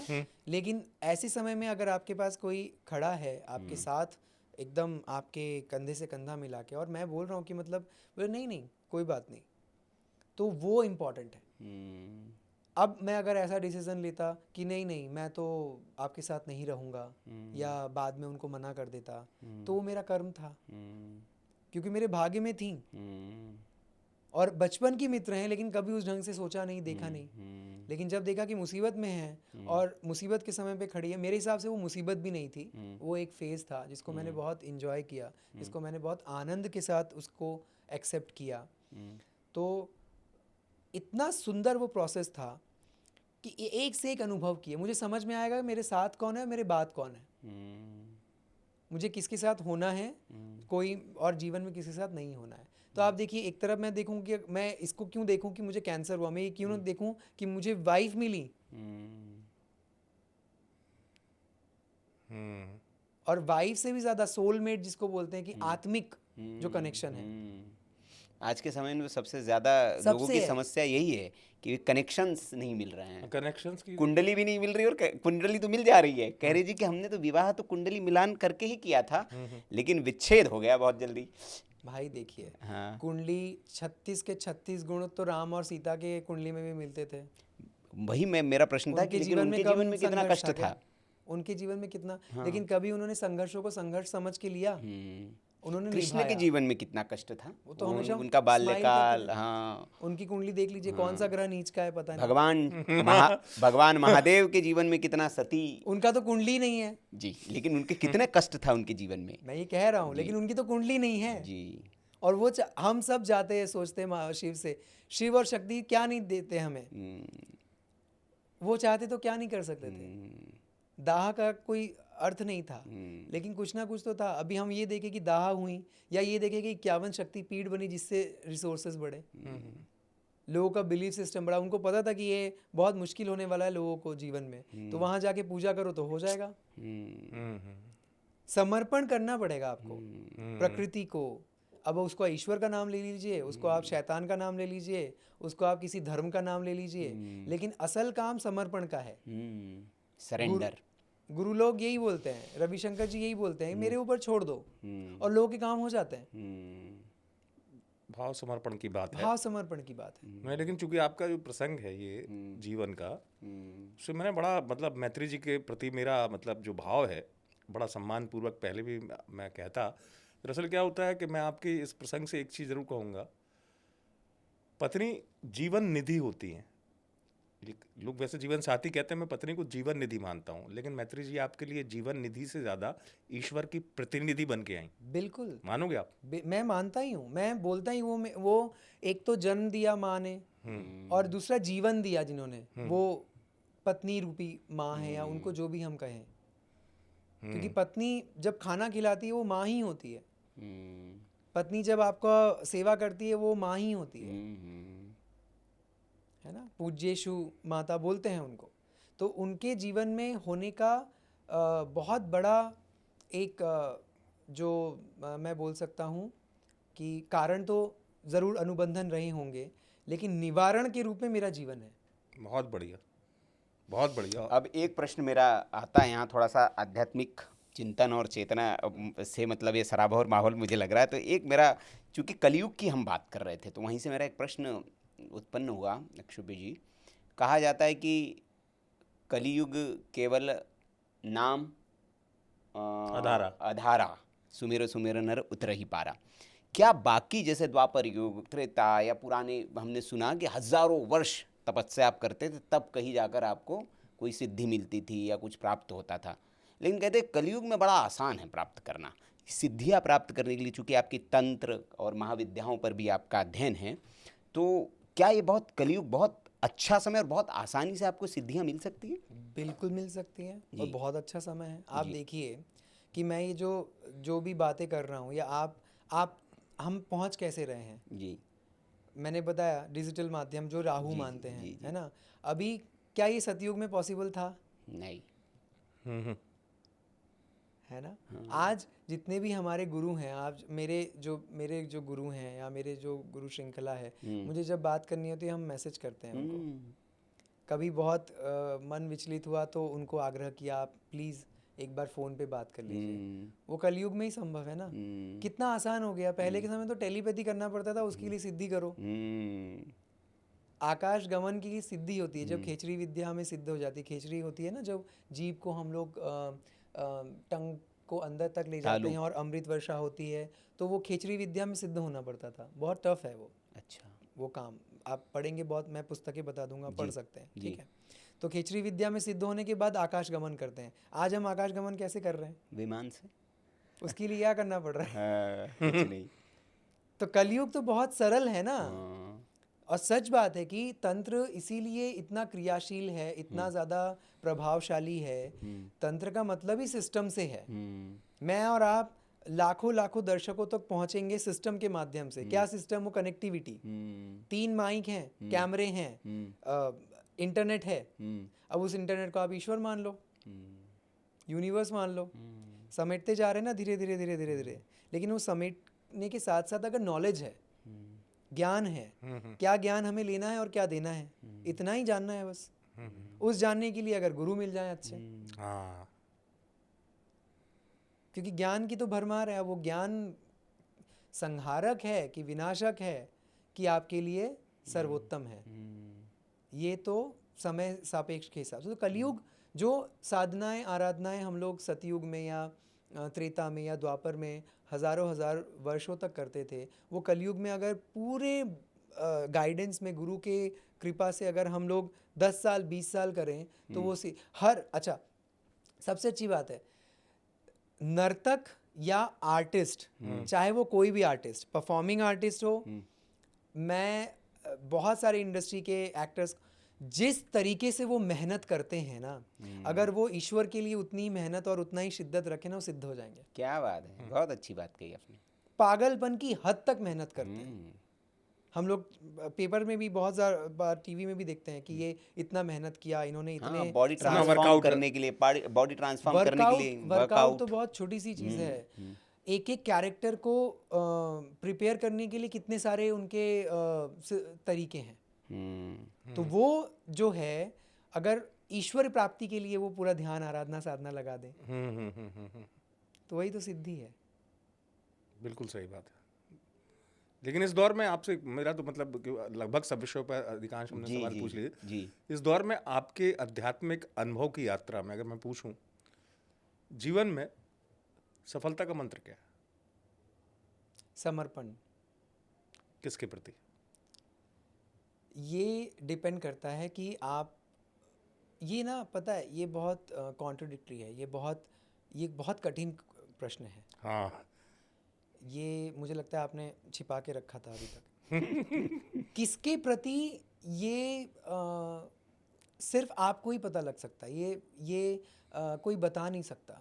लेकिन पता है, मेरे गुरुओं ने हमेशा बोला है कि एक तो हमेशा ये बोलते थे कि गुरु जो कहे वो करो, गुरु जो करे वो मत करो। और दूसरी चीज़ है कि समर्पण मतलब समर्पण, विलयीकरण मतलब विलयीकरण। आपके हिसाब से आपके गुरु अच्छे हैं, बुरे हैं, कुछ भी हैं, अगर कोई ऐसा भी गुरु आ गया जो दुनिया उसको अधोगामी बोल रही है, लेकिन आपका समर्पण अगर 100% है ना, तो उससे भी आपको ईश्वरत्व मिल जाएगा। इससे कोई फर्क नहीं पड़ता कि कौन है और क्या कर रहे हैं, आपका समर्पण कितना है उसके प्रति। और गुरु कोई शरीर तो होते नहीं है, गुरु तो तत्व होते हैं। दत्तात्रेय के 23 गुरु थे, उसमें चींटी भी थी, बिल्कुल, उसमें कबूतर भी थे। उन्होंने समर्पित किया ना अपने आप को पूरा। तो किसके प्रति, ये तो हमें डिसाइड करना है। वही कर्म है जो कि भाग्य रूपी गुरु के रूप में परिणित होगा। क्योंकि अगर हम इतना ही तार्किक लॉजिकल माइंड अपना लगाएंगे कि किसके प्रति, और ये तो ऐसा करते हैं, वो तो वैसा करते हैं, ये तो हमारे गुरुजी तो टीवी पे आते हैं, हम्म, ऐसा भी सुने हैं। हम्म, ऐसा नहीं है। आपको कुछ नहीं चाहिए, आपको साकार भी नहीं चाहिए, आपको निराकार भी नहीं चाहिए। आप अपने आप को वैल्यू करो। आप खुद को अपना गुरु बनाओ ना। बोल के गए ना सारे संत कि कम बैक टू योरसेल्फ। आप खुद बैठो, खुद को बोलो मैं अपना गुरु हूँ। खुद का सेवा करना शुरू कर दो, खुद को मानना शुरू कर दो। आपको गाइडेंस मिलने लग जाएगी प्रकृति से।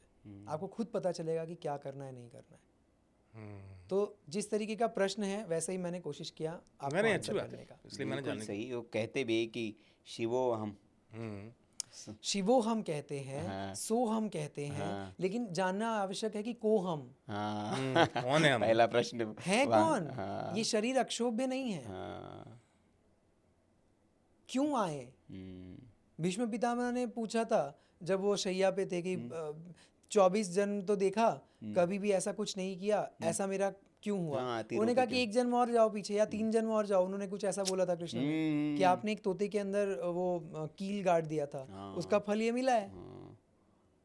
शायद वो उन्होंने एक अलग अलग जगह अलग अलग कहानियां मिलती है कि किसी सर्प को आपने कांटे पर फेंक दिया था, बहुत तो सारी उस चीजें सर्प हैं। को जो पीड़ा हुई कांटे चुभने की, वही पीड़ा आपको अभी भोगनी पड़ रही है। मेरे तो वो पास कई जन्म पहले का वो था। मेरे पास कई ऐसे क्लाइंट्स आते हैं, मैं आपको, आप जो ऐसा बोला है, आप जो बोलोगे मैं वो दूंगा। आप मुझे बताओ, मैं पूर्व जन्म मुझे दिखाओ, पूर्व जन्म कौन सी साधना करनी है कि मैं पता लगे पूर्व जन्मों में मैंने क्या। PLR। मैं बोला कि ठीक है, अगर ऐसा ही है उसके बाद क्या? हाँ, एक जन्म तो है नहीं। हाँ, आपने क्या क्या कुकर्म किए हैं, आप हो सकता है कि कूद जाओ बस के आगे, अरे बाप रे मैं ऐसा था।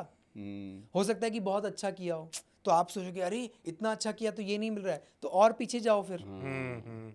कर्मों का तो लेखा जोखा बढ़ता जा रहा है ना। रामकृष्ण परमहंस को किसी ने बोला कि भाई मैंने ये सिद्धि की है। क्या सिद्धि की है? पानी पे चल सकता हूँ मैं। जी। तो उन्होंने कहा अरे बहुत अच्छा है, बढ़िया है, बधाई हो। तो बोला कि मैंने इसके लिए 20 साल लगाया। तो बोला कि तुम बहुत मूर्ख हो। क्यों? 2 रुपए में जो पार कर सकते हो तुमने उसके लिए 20 साल खपा दिए। हाँ, नाव पे चढ़ के चले जाओ। तुम 2 रुपए खर्च करके चले जाओ ना। हाँ, पार ही तो जाना है। अरे 20 साल तुमने उससे जब 20 साल तुम माँ के सेवा में लगाते, नर नारायण की सेवा में लगाते, दरिद्र नारायण की सेवा में क्या लगाते, पाया ये क्या महत्वपूर्ण है। पाया? तो ये हमें समझना है। तो समर्पण हमें किसके प्रति करना है ये कोई नहीं बता सकता, और कोई नहीं बताना चाहिए किसी को। ये हमारा डिसीजन है। चलिए, प्रश्नों की श्रृंखला तो बहुत लंबी है अक्षुभ्य जी, और हमारा मन भी ये कर रहा है कि हम निरंतरता में बने रहें, लेकिन समय की एक सीमा है। अंतिम एक प्रश्न मैं आपसे लूँगा, चूँकि महाविद्या और तंत्र पर आपका बड़ा अध्ययन है। बड़ा एक भ्रम जनमानस के बीच में रहता है कि जब 10 विद्याएं जो है हमारी, तो क्या उनकी साधना पूजा आम मनुष्य को करनी चाहिए, वो सिर्फ साधक ही कर सकता है? तो इसके ऊपर ऑलरेडी मैं बहुत काम कर रहा हूँ। जी जी। और बहुत मन है, अगर गुरुओं की कृपा रही, ईश्वर की इच्छा हुई तो इसको एक वेब सीरीज़ के रूप में भी लोगों तक लाएंगे। मेरा एक प्रोडक्शन मैं करता हूँ, कला मोक्ष का मेरा एक इंस्टीट्यूट है कला मोक्ष के नाम से। अच्छा, तो उससे कुछ प्रोड्यूस भी करना चाहता तो हूँ। कहीं देख सकते कोई चैनल वगैरह जिस पे देख सकें? अभी अच्छा, नहीं, अभी उसको नहीं है। समय लगेगा। अच्छा, प्रोसेस में है ये। प्रोसेस में है क्योंकि स्क्रिप्टिंग हो रही है, तो जी। उसमें एक एक चीज़ को इतना सुंदर तरीके से, नाटकीय तरीके से दिखाया जाएगा कि एक्चुअली भी करना क्या है। बहुत अच्छा विचार है। लोग भ्रमित ना हो। लेकिन ये बात तो सच है कि गंतव्य तक पहुंचना, गंतव्य मतलब ईश्वर को प्राप्त करना आसान नहीं है, है ना। क्योंकि इतनी सारी चीज़ें, इतना सारा कर्म हम कई जन्मों में करके बैठे हैं, और इतने सारे हमारे अंदर अहम हैं, इतनी सारी मुझे सब पता है, अपुनिच भगवान है, बहुत सारी चीज़ें हमें लगता है। और हम हर किसी को जो जन्म लेता है, यंग एज होती है, सबको लगता है हम तो बहुत स्वस्थ रहेंगे, हम तो कभी मरेंगे नहीं, सबको यही लगता है जी। है ना। तो इतना सारा अहम और इतना सारा विचार जब आप लेके जर्नी करते हो ना, तो बहुत मुश्किल होता है साधक बनना। सबसे दुनिया का सबसे मुश्किल काम है साधक बनना। एक माँ जो होती है ना वो साधक होती है, साधिका होती है, क्योंकि अच्छे से परवरिश करना बच्चे का सबसे मुश्किल काम है दुनिया का। जी। उससे मुश्किल कुछ नहीं है। सही बात है। तो साधक और बाधक में बहुत कम अंतर होता है। तो साधना अगर हमने सीख लिया और हम कर गए तो फिर तो बात ही क्या है। और वो केवल और केवल समर्पण, मतलब समर्पण का मतलब पता है क्या है? आप पूछ रहे थे, एक ही चीज़ है, कुछ मत सोचो, सिंपल।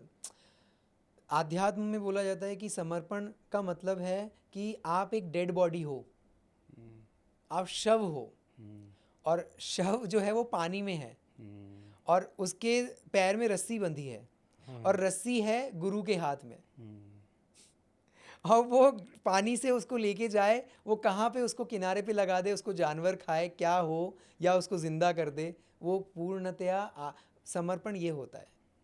जब आपने समर्पित कर दिया किसी को, फिर कुछ मत सोचो। और इसकी परीक्षा होती है, हर किसी की हुई है, राजा हरिश्चंद्र की हुई है, कृष्ण की हुई है, कोई ऐसा बचा नहीं है, और सब उतरे हैं, खरे उतरे हैं उस पे। ईश्वर बनने के लिए ना खड़े रहना पड़ता है 24 घंटे मूर्ति बन के, आसान नहीं है। जो लोग बोलते हैं अवतार, तो अवतार जैसे काम भी तो होने चाहिए। क्या बात है। और बिल्कुल सही कहा आपने। परीक्षाएं, मतलब जितने भी हम हमारे महापुरुष हुए या जिनको हम गुरु कहे, देव कहे, उनका जीवन अगर हम चरित्र देखें, सब उनको मानते हैं, उनकी कोई नहीं मानता है। ये बड़ी ये तो विवेकानंद बोल के ही गए हैं जी। कि मेरी बातों को सब लोग बहुत लिखेंगे सब, लेकिन मेरी बातों को मानेगा कोई नहीं, तो बोल के गए हैं वो, उनकी किताबों में लिखा है। गुरु गोविंद सिंह जी हो, तेग कोई बहादुर भी जी, है। कितना उनके जीवन में संघर्ष, कष्ट रहे, और वो कष्ट से ही फिर वो कहते हैं कि देवत्व आपको तभी प्राप्त होता है जब आप उस को सारे कष्टों को सहकर एक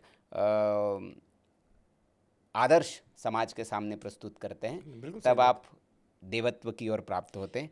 तो लेकिन देवत्व प्राप्त करना लक्ष्य नहीं है जी, समर्पण इस बेस पे नहीं होना चाहिए कि मुझे देवत्व नहीं प्राप्त नहीं करना नहीं, है। वो तो समर्पण का मतलब समर्पण। आपको मिलेगा नहीं। फिर वो वही वाली बात आपने जैसे कि अहम, तो फिर वो एक वहम हो जाएगा वही चीज़ कि होती मैं है। ये प्राप्त कर सकता हूँ, क्योंकि वो एक प्रोसेस है और वो कैसे होगा। और फिर वहाँ वो बात आई जो हमारी बैक स्टूडियो बात हो रही थी, कृपा कर और पा। तो वो जब कृपा होगी तभी हो पाएगा, उसके बिना नहीं हो पाएगा। तो आज ईश्वर की कृपा हुई और अक्षोभ्य जी हमें मिले, बिल्कुल। और इतना सुंदर, इतना बढ़िया ये सत्संग हुआ। बहुत बहुत आभार आपका, मुंबई से आप स्पेशली आए हमारे सत्संग के बहुत दर्शकों के धन्यवाद लिए। अशोक जी, वो वास्तव में बहुत सार्थक संवाद, हाँ, और वो संवाद जो शुभत्व भी दे रहा है। देखिए, इसके लिए मैं आप लोगों को बहुत बहुत मैं आपका आभारी हूँ और धन्यवाद दूंगा। क्योंकि मैं तो एक छोटा सा इस कड़ी का एक हिस्सा हूँ, जो कि मुझे जुड़ के बहुत अच्छा लगा। लेकिन आप लोग बधाई के पात्र हैं कि कितने ही ऐसे लोगों को आप ला रहे हैं, और सही लोगों को आप लाने का प्रयास कर रहे हैं, ताकि जनमानस में जो भ्रांतियाँ हैं, भ्रम हैं, जो कुविचार हैं, उनका सत्संग के माध्यम से निस्तारण हो सके। जी। तो बहुत बहुत धन्यवाद आप लोगों को। नहीं, आपका बहुत बहुत धन्यवाद इस विचार के लिए। और वाकई में सत्संग की मूल बीज ही है, जैसे हम कहते हैं कि रामचरितमानस की एक पंक्ति से ही ये विचार आया कि बिनु सत्संग विवेक न हुई, राम कृपा बिनु सुलभ न सोई। तो वहीं से ये सत्संग का बीज आया, और हमारी इच्छा भी है कि ये सत्संग जो है, इस सत्संग का लाभ ज़्यादा से ज़्यादा लोग ले, और कुछ लोगों के जीवन में भी इस सत्संग की वजह से आमूलचूल परिवर्तन आता है, तो वही हमारा पारितोषिक है, और वही हम इसको मानेंगे कि ये हमारी जो सत्संग की जो यात्रा है ये सफल हो रही है। तो दर्शक को ने यहाँ तक इस पॉडकास्ट को देखा, आपका बहुत बहुत आभार। ये चर्चा अगर आपको अच्छी लगी हो तो इसे अपने चित परिचित लोगों तक शेयर ज़रूर करिए, ताकि वो भी इससे लाभान्वित हो सके, उनके जीवन में भी कुछ बदलाव आ सके। और किसी को इस सत्संग में, चर्चा में हमारे साथ आप देखना चाहते हैं तो हमें सुझाएं, हम कोशिश करेंगे उनके साथ भी सत्संग करें। बहुत बहुत आभार। जय श्री राम।